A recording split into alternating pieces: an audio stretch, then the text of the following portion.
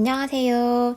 오늘은 12월 개봉 예정인 스파이더맨 세 번째 이야기 노 웨이 홈에 대한 톰 홀랜드의 인터뷰에서 한 조각을 다뤄볼까 합니다. 얼마 전에 공식 트레일러도 공개가 되었죠. 귀엽고 밝은 이웃집 영웅 이미지로 제 마음을 훈훈하게 했던 스파이더맨이 이번 세 번째 영화에서는 그렇지 않을 거라는 슬픈 소식을 전해왔는데요. 우리 톰이야 여전히 러블리하겠지만 그래서 도대체 스파이더맨 노웨이 홈이 어떤 영화가 될 건지 인터뷰한 토막을 통해서 짧게 엿보도록 할게요.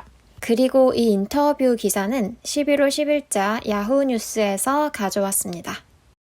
what으로 시작하는 문장인데요. 뒤에 어떤 애들이 오는지 볼게요.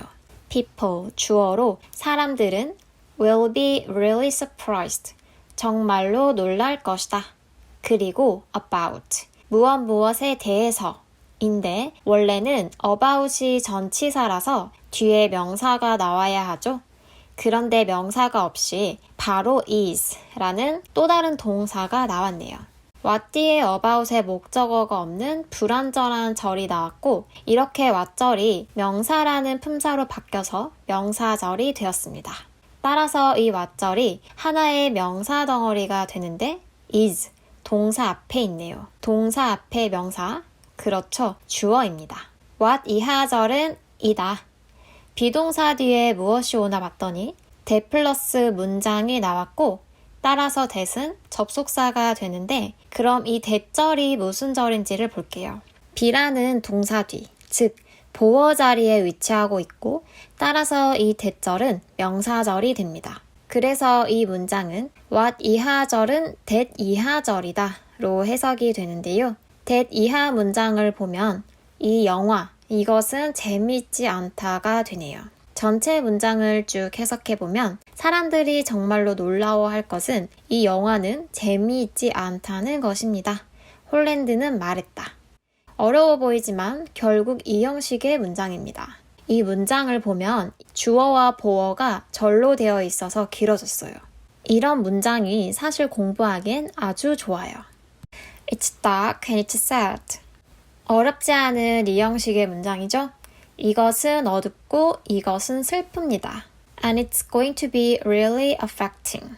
be going to. 미래 시제를 의미하는 조동사 will과 같은 의미이고 따라서 조동사 취급을 해서 분석을 해보면 be going to be가 하나의 동사가 됩니다. 그래서 이 문장도 주어, 동사, 보어의 이 형식 문장이네요.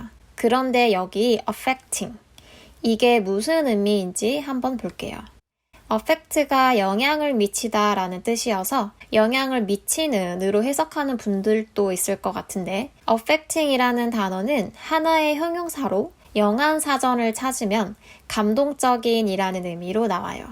그런데 케임브리지 영영사전을 보면 강한 감정, 특히 슬픔을 불러일으키는 이라고 나옵니다. 그냥 감동적인 이라고 듣는 거랑 또 뉘앙스가 다르죠? 슬픈 감정을 일으키는 정도로 이해하면 될 것 같아요. 그래서 이 문장을 해석해보면 그리고 이것은 정말로 슬픈 감정을 불러일으킬 것입니다. 가 되겠네요. You're going to see characters. 여기까지 보면 삼형식의 문장이고 해석하면 너는 캐릭터들을 볼 것이다. 그리고 캐릭터 뒤에 that절이 나오는데요. That you love. 주어 동사가 나오고 love의 목적어가 없이 뒤에 다시 go라는 동사가 나오네요. 이게 어떻게 된 거냐? 영어 문장을 볼 때 사람들이 이런 부분을 많이 어려워해요. 왜 동사가 또 나와요? 이렇게요. 우선 that you love를 보면 that 플러스 불완전한 절의 형태인데 바로 characters를 수식하는 형용사의 역할을 하고 있습니다. 형용사절이죠. 그리고 go라는 동사가 나오는데 이 go는 that절과는 상관이 없다는 것을 알 수 있어요. 그래서 이 전체 문장 속에서의 위치를 봐야 하는데 여기 see라는 동사가 힌트예요. 이 문장은 사실 3형식이 아니라 5형식의 문장입니다. characters you love가 하나의 덩어리로 목적어가 된 것처럼 go through things도 하나의 덩어리로 목적격 보어 자리에 위치해 있어요. 그래서 이 문장 구조가 5형식이었던 거예요. 여기까지 해석을 한번 해볼게요. 너는 볼 것이다. 내가 사랑하는 캐릭터들이 상황을 겪는 것을. 자연스럽게 해보면 여러분은 여러분이 사랑하는 캐릭터들이 상황을 겪는 것을 보게 될 것입니다. things는 우선 상황으로 해석을 해보았습니다. 그런데 문장이 아직 안 끝났어요. things 뒤에 또 대절이 나왔네요. 이 대절을 보도록 할게요. 내가 절대로 희망하지 않을.